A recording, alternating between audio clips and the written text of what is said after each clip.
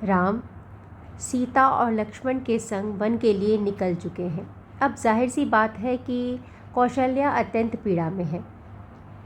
लक्ष्मण की माता सुमित्रा भी पीड़ा में है। उनका भी पुत्र वन के लिए गया है, परंतु बावजूद इसके इस परिस्थिति में उनकी चेतना का स्तर बहुत ऊंचा है। वो परिस्थिति को बहुत अच्छे से संभाल रही हैं। वह जब देखती हैं कि कौशल्या इतनी पीड़ा में है, बहुत व्याकुल है, तो उन्हें समझाती हुई उन्हें सांत्वना देती हैं। आज हम यह जानेंगे कि सुमित्रा ऐसा क्या कहती हैं कि उस पीड़ा की स्थिति में भी कौशल्या को हिम्मत मिलता है।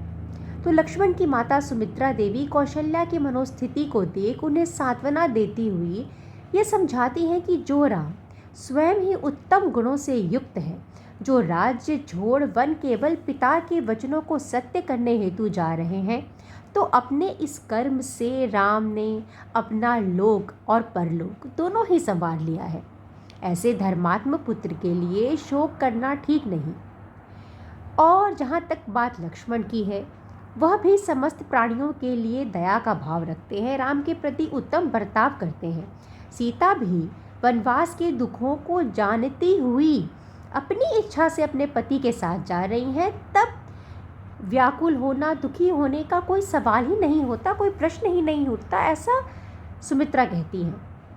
आगे सुमित्रा समझाती हुई कौशल्या से कहती हैं कि राम की महात्म्यता को जान सूर्य भी अपनी किरणों के द्वारा उनके शरीर को संतृप्त नहीं कर सकते। सर्द गर्म वायु भी राम की सेवा ही करेगी।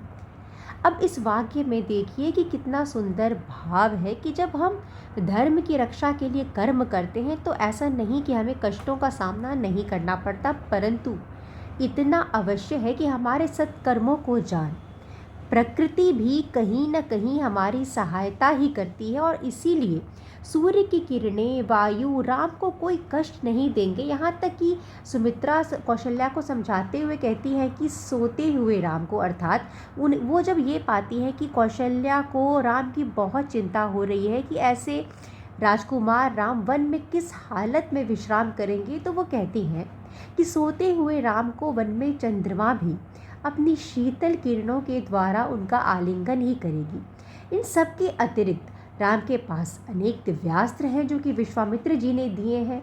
राम निश्चय ही लौटकर अपने राज्य को प्राप्त कर लेंगे। राम सूर्य के भी सूर्य, अग्नि के भी अग्नि, प्रभु के भी प्रभु, लक्ष्मण के लक्ष्मी के भी उत्तम लक्ष्मी हैं, देवताओं के भी देवता हैं।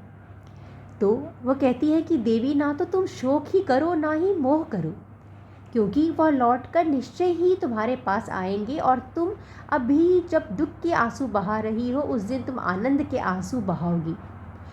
तुम्हें तो गर्व होना चाहिए कि तुम्हें राम जैसा पुत्र मिला है।